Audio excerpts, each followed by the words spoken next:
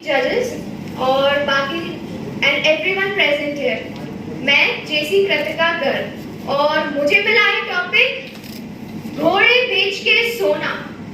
तो घोड़े बेच के सोना ये मुहावरा है या कहावत, इसका अर्थ क्या होता है और इसे हम कैसे प्रयोग में लाते हैं और क्या ये मुहावरा कभी हमें सोचने पे मजबूर करता है?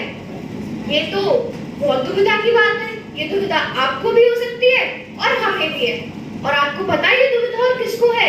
पालमपुर में एक चीकू रहता है, उसको भी है। वो बच्चा अपनी पढ़ाई कर रहा था, तभी पढ़ते पढ़ते उसके सामने आया घोड़े बेच के सोना।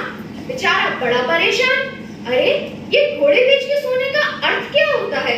तभी उसका दोस्त उससे बोला, मैं बताता हूँ क्या होता है। एक बार ना एक गांव में मोटे सेठ जी रहते थे। उनके पास ना बहुत सारे घोड़े थे। अब वो बहुत परेशान कि अरे इन घोड़ों का मुझे ध्यान रखना है, तो वो हमेशा उन घोड़ों की देखभाल में लगे रहते थे। उनको खिलाना पिलाना, उनका ध्यान रखना और बस उनकी चिंता में लगे रहते थे, सो ही नहीं पाते थे। तब किसी ने उनसे कहा कि तुम एक काम करो, इन्हें बेच दो और सारी झंझटों से छुटकारा पाओ। बस उन्होंने उन्हें बेच दिया।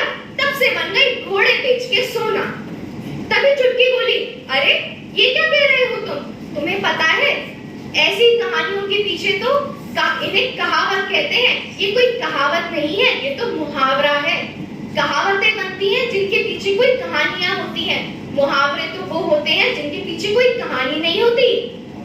मुहावरा जो होता है वो एक वाक्यांश होता है, जबकि जो कहावत है वो होता है हमारा पूरा वाक्य।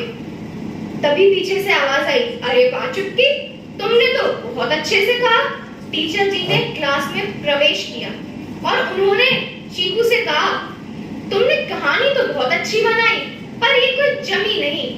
अच्छा चुटकी, तुमने मुहावरे का अर्थ नहीं बताया। चुटकी ने कहा, मैडम जी, मुहावरे का अर्थ है चिंता मुक्त होकर सोना। अब मैडम जी ने बोला, इसका जरा वाक्य में प्रयोग भी करो। तब चुटकी ने धीरे से कहा, मैडम जी, जैसे हमारी देश की जनता घोड़े बेच के सो रही है। अब ये वाक्य सिर्फ मैडम जी को ही नहीं, हम सबके दिमाग में एक चीज डालता है। हमारे देश की जनता सच में घोड़े बेच के सो रही है, क्योंकि हम हर चीज किसी और पे डाल रहे हैं। हमारा काम है अपने प्रशासन से, किसी और से मांगने से पहले अपने अंदर झांके कि यार ये हमारा काम है और इस चीज पे हमें आवाज उठानी चाहिए।